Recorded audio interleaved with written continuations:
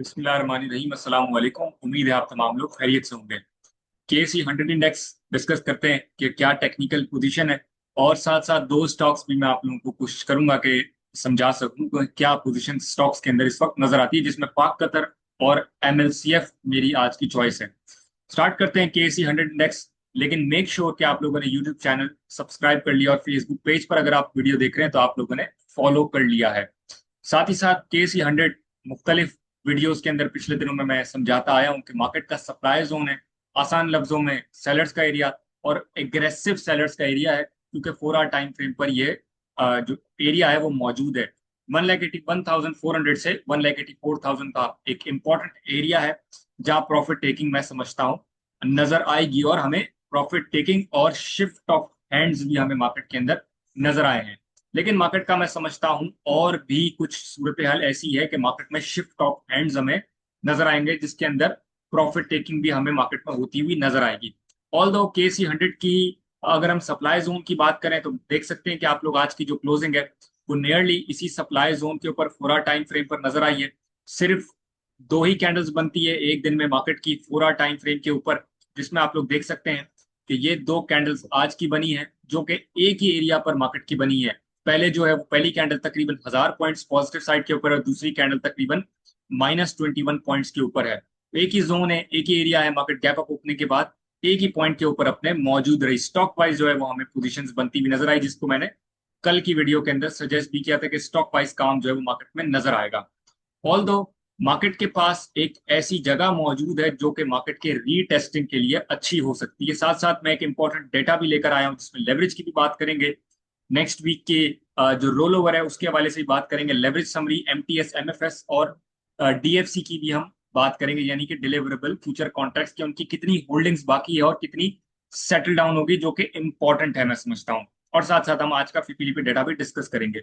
1 our time frame के 4 our time frame देखने के बाद हम मार्केट के 15 मिनट टाइम फ्रेम के ऊपर आ चुके हैं, और देख सकते हैं कि 15 मिनट टाइम फ्रेम पर ये आप लोगों को सप्लाई जोन नजर आएगा 4 आवर टाइम फ्रेम का।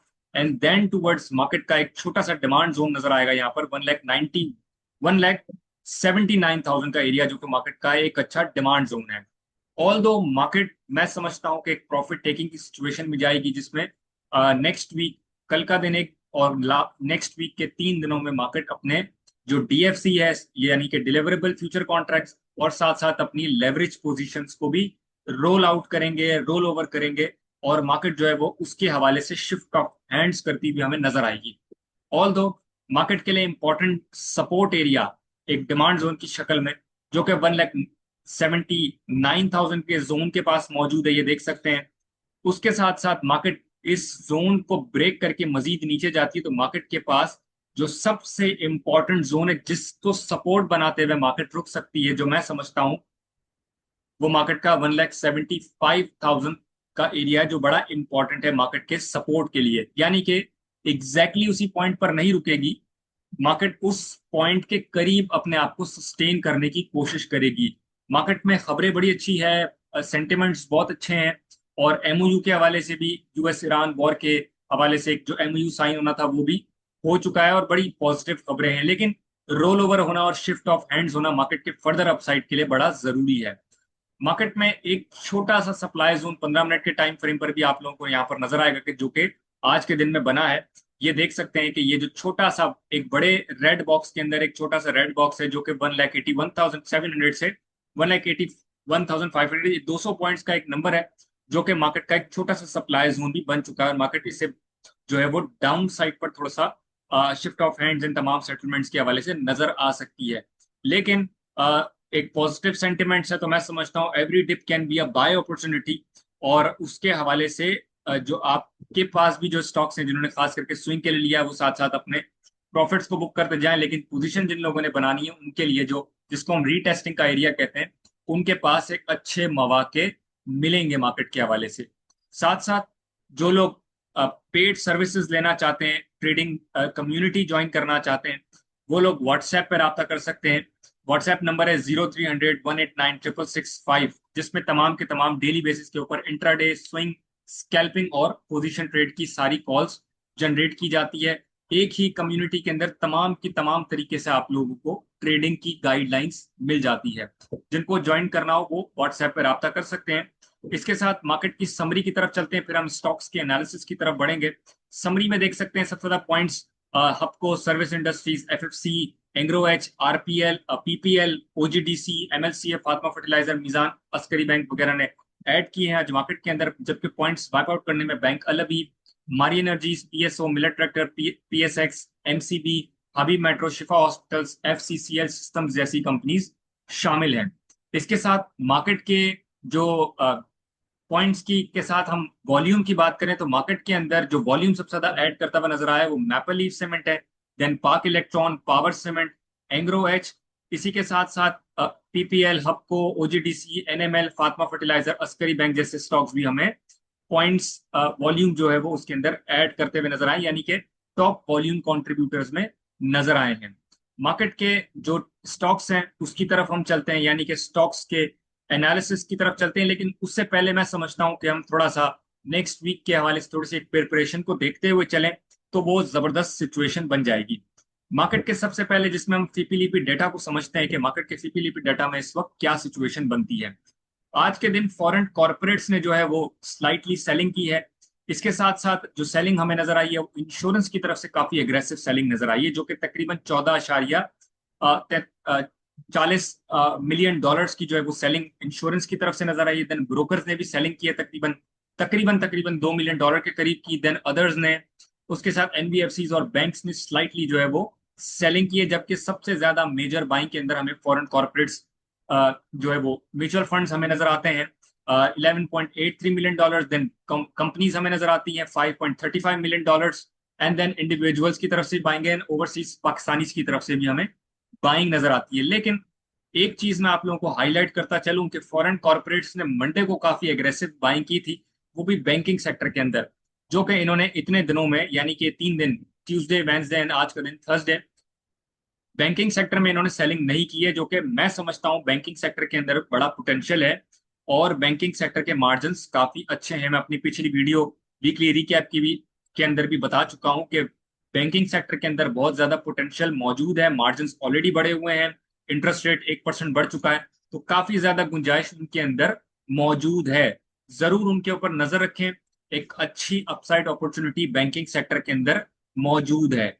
साथ साथ मार्केट की लेवरेज समरी को डिस्कस करते हैं कि इस वक्त क्या सिचुएशन है एमटीएस, एमएफएस और फ्यूचर कॉन्ट्रैक्ट्स की। ये जरूर समझिएगा क्योंकि कल का दिन और आने वाले 3 दिनों के लिए ये बहुत इंपॉर्टेंट डेटा होता है, जो कि समझना और इसको समझ के चलना बड़ा जरूरी है। देख सकते हैं जून 18, 2026 का जो है वो आज की डेट का ही डेटा है। और इसके अंदर अगर आप एमटीएस स्टॉक्स की पोजीशन देखें तो सबसे ज्यादा पॉइंट जो जिन जिन पे होल्डिंग्स मौजूद है, ओपन पोजीशंस अवेलेबल है, वो एनबीपी है। आज थोड़ी सी जो है वो इसके अंदर सेलिंग हुई है, ओपन पोजीशंस कम हुई है आज के दिन में। जबकि बीओपी के अंदर भी थोड़ी सी कम हुई है। साथ साथ एमएलसीएफ में बरकरार है, स्लाइटली गेन है। यूबीएल की बात करें स्लाइटली गेन है, और एचबीएल की बात करें तो वहां पर भी गेन है, जिसमें से ये चीजें सेटल डाउन होना जरूरी है। एमएफएस की बात करें, एमएफएस के अंदर एनबीपी स्लाइटली जो है वो उसके अंदर कमी आई है।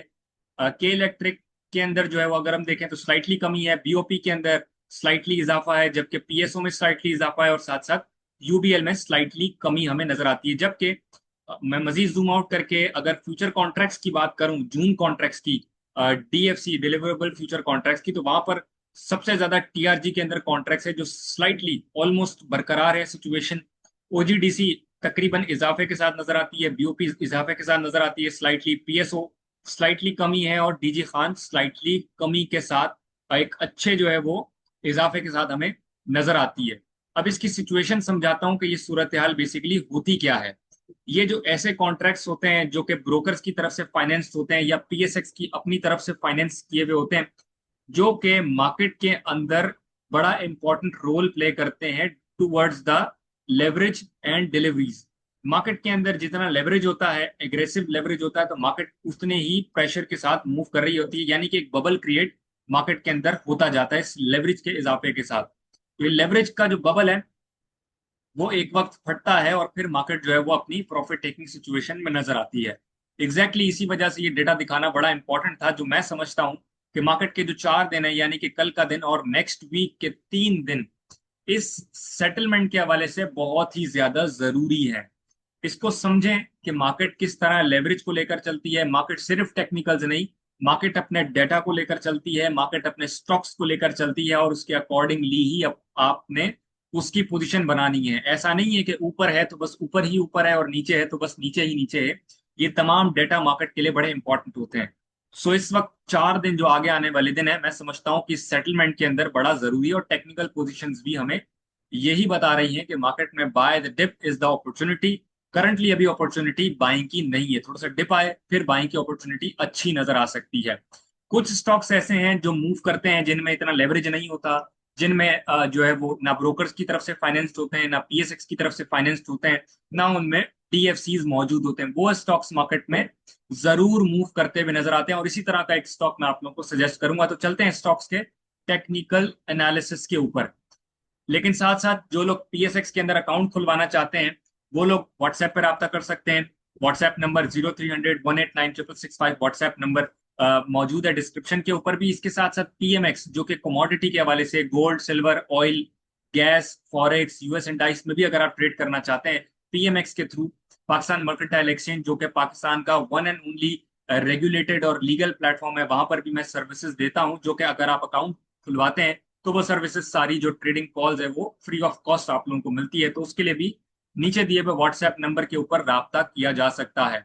और साथ साथ जो लोग ट्रेनिंग्स भी लेना चाहते हैं फॉर द टेक्निकल एनालिसिस, सिर्फ स्टॉक्स में नहीं, वो दुनिया के हर इंस्ट्रूमेंट के अंदर जो है वो आप प्लेस करके उसमें ट्रेड कर सकते हैं, तो उसके हवाले से भी व्हाट्सएप पे राब्ता किया जा सकता है ट्रेनिंग्स के हवाले से। मार्केट के स्टॉक्स के एनालिसिस के ऊपर चलते हैं। पाक कतर और एमएलसीएफ। सबसे पहले पाक कतर को देखते हैं क्या पोजीशन है। पाक कतर मैं समझता हूँ स्विंग के लिए काफी अच्छी जगह पर मौजूद है। 22 रुपए 32 पैसे की क्लोजिंग है, और इसके अंदर भी करंट मार्केट लेवल्स काफी अच्छे हैं। 22 रुपए के आसपास का एरिया काफी अच्छा है पोजीशंस बनाने के लिए, स्विंग अपॉर्चुनिटीज के लिए। और मैं समझता हूँ जिसका स्टॉप लॉस है वो 21 रुपए से नीचे का रख के चला जा सकता है। तकरीबन 1 रुपए इस वक्त से देखें तो 1 रुपए 32 पैसे का स्टॉप लॉस है। इतना बड़ा स्टॉप लॉस मैं समझता हूँ नहीं है। लेकिन टेक प्रॉफिट की अगर हम बात करें तो तकरीबन ये जो इसका अगला सप्लाई जोन है तकरीबन 24 रुपए से स्लाइटली ऊपर 24.25 रुपए का है, वहां तक का इसका टेक प्रॉफिट रख के चला जा सकता है। बेस्ट अपॉर्चुनिटी है मैं समझता हूँ स्विंग के लिए। थोड़ा स्लो स्टॉक है, बट ऑल दो परफॉर्म करेगा तो टेक प्रॉफिट काफी अच्छे तरीके से नजर आएगा। ऑल दो कंसोलिडेशन वगैरह भी इसके अंदर काफी अच्छी हुई है, वॉल्यूम काफी अच्छे बाइंग साइड के ऊपर नजर आए हैं, तो मैं समझता हूँ स्विंग के लिए काफी अच्छा स्टॉक साबित हो सकता है। एमएलसीएफ को एनालाइज करें। एमएलसीएफ की सिचुएशन मैं समझता हूँ थोड़ा सा बाय द डिप की अपॉर्चुनिटी है। एक सप्लाई जोन आप देख सकते हैं कि इस वक्त बना हुआ है, मावली टाइम फ्रेम के ऊपर है। एक सप्लाई जोन यहाँ से बना है, टेस्ट हुआ था, फिर प्राइस नीचे गई, एक स्विंग पॉइंट बनाया, दो तीन मल्टीपल स्विंग पॉइंट बना के यहाँ से भी स्विंग पॉइंट बनाया, और प्राइस इस वक्त 103 रुपए पर मौजूद है। मैं समझता हूँ कि बाय द डिप की अपॉर्चुनिटी है, लेकिन बाय द डिप की इन एक्चुअल अपॉर्चुनिटी जो इसमें नजर आएगी वो मैं समझता हूँ कि तकरीबन इसके अंदर अगर आपको 97 के आसपास का एरिया मिल जाता है, जिसको अगर हम चार्ट पे देखें तो नियरली नियरली 97 के आसपास का एरिया अगर आप लोगों को मिलता है, सो मैं समझता हूँ कि वो काफी अच्छा होगा। स्विंग एक अच्छा स्विंग पॉइंट होगा, जिसके बाद वो एग्रेसिव मूव करेगा।